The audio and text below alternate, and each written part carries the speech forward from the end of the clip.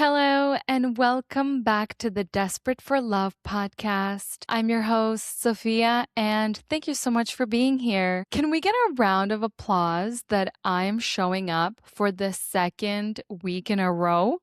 Like a real podcast show, weekly episodes. Is that you?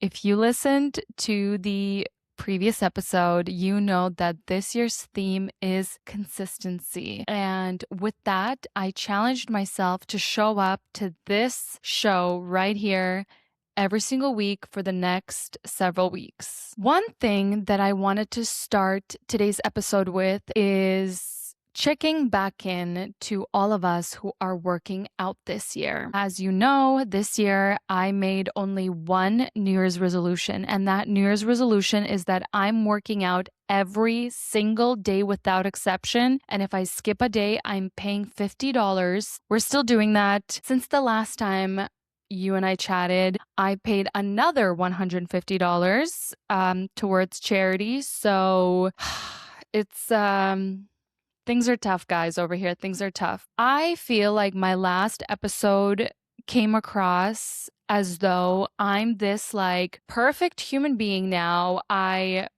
said this one amazing New Year's resolution and I'm living it every single day and everything's perfect. That is not the case. I just want to be so transparent in saying that it is so not easy. Whoever said it takes 21 days to build a habit lied, because we're halfway through February. I've been doing this for I don't know how many days. I'm telling you, I lost count, and it does not feel like a habit. It still feels like you're kicking your own butt to go and do it. But one thing that I learned in the month of January that I actually forgot to mention in my past episode, it's so much better to show up and do half the effort, half the enthusiasm, but you show up, even if it's for 30 minutes, even if you're not pushing, even if you're not sweating, it's so much better to show up and just do anything than to not show up at all. On the days that I really don't feel like doing anything, I will do a 30-minute, something light, not very heavy, but I will show up and I will still do it. The only bad workout is the one you didn't do. And I think I finally understand that. It's so true. Every single day requires pushing. It's a very fine line between being kind to myself, being gentle with myself, and then really just like being like, Sophia, get your ass up. Like, get up. And the reason why it's a fine line is because these two polar opposites are a fine line between being in a victim mode and reclaiming your power and being in control. When I was speaking in my last episode and saying you need to discipline yourself and you need to tell yourself, sit down, eat the healthy meal. I want to make it very clear that I'm not here telling someone what they should or shouldn't be doing. I would love it if you watch this podcast, but if you don't, I'm not going to force you. I would love it if you join me, a space where we collectively take care of ourselves. If you won't, I'm not going to force you. It's your own free will. When I voice myself and say, you got to tell yourself, it's a perspective that I'm sharing of what I do with myself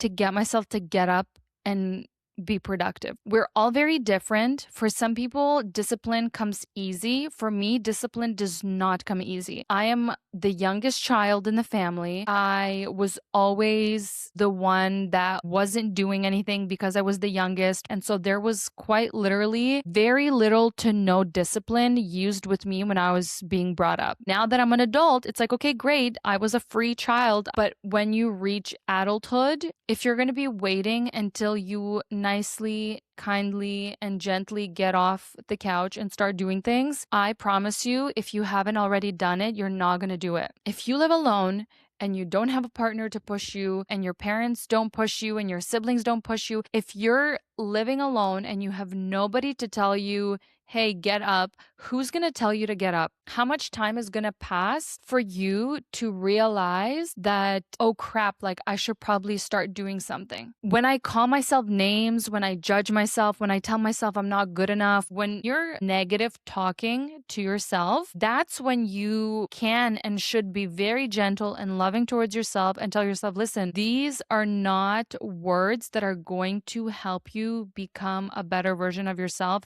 These are not words of encouragement. These are not words of perseverance. These words are not going to get you nowhere. In fact, they're going to make you feel even worse about yourself. But when it comes to action that is going to change your life, action that is going to compound over time and bring you somewhere. Once you make a decision you want to change your life, you tell yourself you're getting up and you're doing it. You tell yourself, I made a decision. I'm not over here telling you, hey, make a decision right now, gunpoint to your head, make a decision right now, change your life. No, nobody's here doing that to you. It's all up to you. It's all up to me. I have been living my entire life hating myself, hating my body, the amount of summers that I spent wearing pants, being ashamed to get into a swimsuit. I am done. I am done and I'm over it. I am not going to have another year of my life pass me by while people are living their lives, enjoying every moment of life, and I am miserable,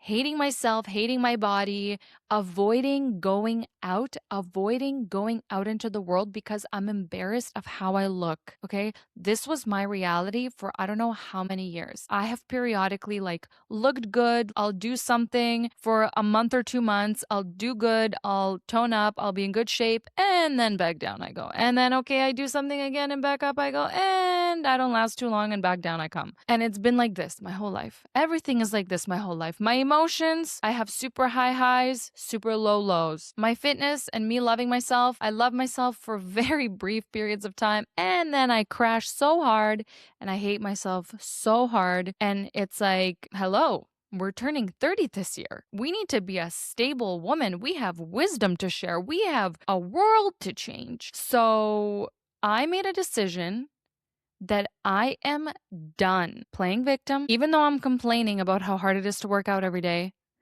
I'm done complaining. I'm done playing victim. I'm done complaining. And if I'm complaining, I'll still do what I promised myself I would do while I complain. I'm going to compound my small changes over time so that long term I can get to where I truly want to be. And this is what change starts with. Change starts with we spoke about this last episode. You are so inspired by a future that you want that you are making a decision to change. Or B, you are so sick and tired of being sick and tired that you are making a decision here and now that you are going to change. Whatever your motivating factors are, whether you're sick of the present or you can't wait to become your best future self, you make a decision. And once you make a decision, you then need to align your life, align your days, and align the choices that you make throughout those days with where you want to go.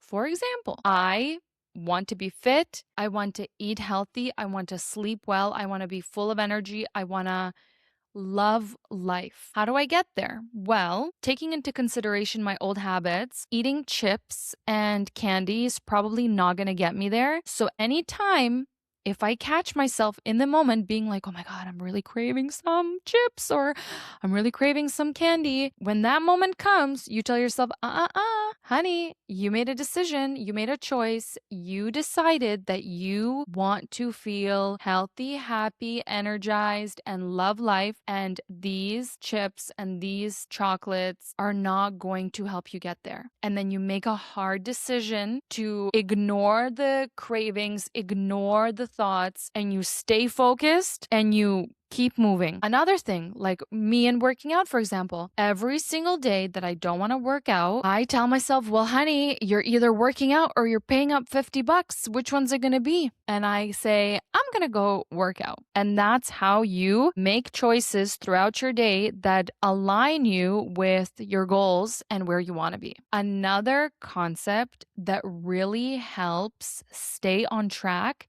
is laser focus. When you laser focus on your end goal and what you want, every single day you refresh your memory of what are your goals. Every single day you make choices that are aligned with those goals. Every single day you dream about how awesome it's going to be to get to that point B. One thing that messes up your focus is social media. Social media, scrolling, reels, all the things, it hijacks your mind so quickly that you forget about your dreams, you forget to focus, and you start comparing myself. Oh, I want this like this person. I want this like this person. Oh my God, this person looks better than me here. Oh my God, this person's living this super amazing, lavish life and I'm not, blah, blah, blah. Your mind just goes like zooming through all of this information that you're seeing.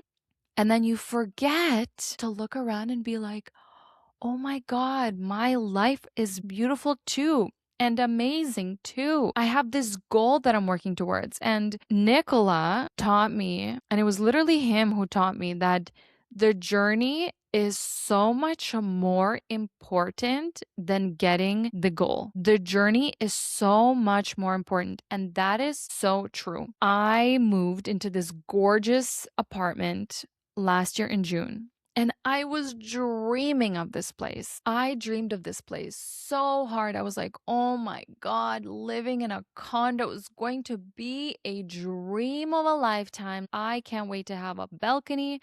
I can't wait to have the best view of the city. I cannot wait to live by the water. I was like, I cannot wait. I cannot wait to get there. And once I got here, let me tell you, the excitement lasted exactly 1 week. 1 week. Every single day when I wake up, I tell myself, oh my God, I love this place. I thank God for this place every single day. I pray to God and thank Him for this place every single day. Every single day, I stand in my home and I say how grateful and happy I am to be here. This is exactly what I wanted. But let me tell you, the actual level of excitement lasted a week. So let's say you got your dream body super quickly, super easily. You would be so miserable right back to where you started within a week. Within a couple days, maybe 2 weeks tops. So it's like, it's so important that you are more focused on the journey, on this path to transformation, what you're going to learn about yourself, who you're going to meet while you're on this journey, how you're going to change, the things that you're going to uncover about yourself. These things are so much more important than getting to your point B. Because once you get to that point B, you're already going to be uninterested and ready for another point B, and then another point B, and then another point B. This is how humans have been created. This is our nature. It's super normal, super natural. We are the kind of creatures that we will never be happy. We are always meant to naturally exceed what we strive for and keep moving the goalpost. So, we've said a lot here, but just to recap, I am speaking to myself when I say that I need to be harsh with myself because there is no other way with me. I fall into victim mode so easily. I spent my entire life in victim mode. First, I was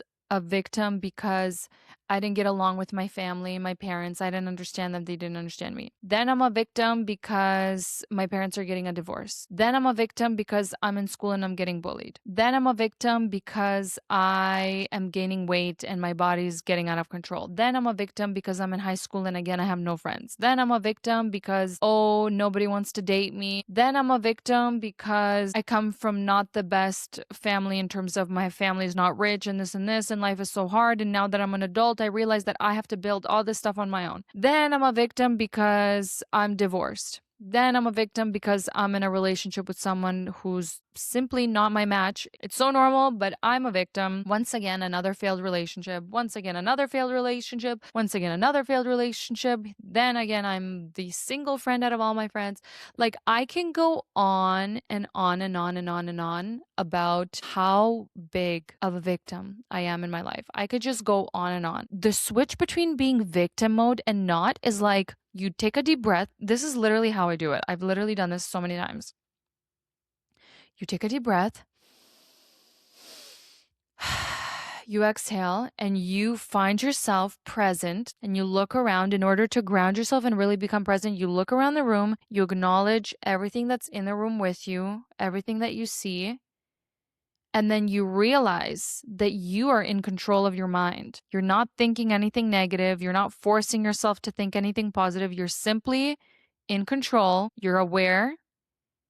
And then in that moment of awareness, you say, I choose to be grounded. I choose to be normal.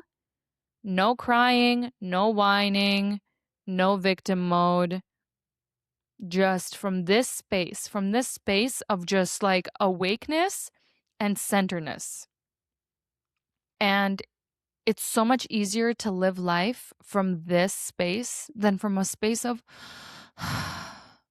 life is so hard. Life is so hard. Everything's so bad. Life is so hard. Like, I hate it. I have spent so much of my life living in victim mode that I get so easily sucked back into it. That's why when I'm going to work out, I'm like dreading and crying. Why am I dreading and crying? Because I'm playing victim. Because a normal person would just be like, I'm going to go and I'm going to work out for my health. I want my body to be good tomorrow. If I can move my body today, that means I can move tomorrow. And it's just about movement. I want to move. I want to be physically active for as long as possible. I want to be alive for a very long time.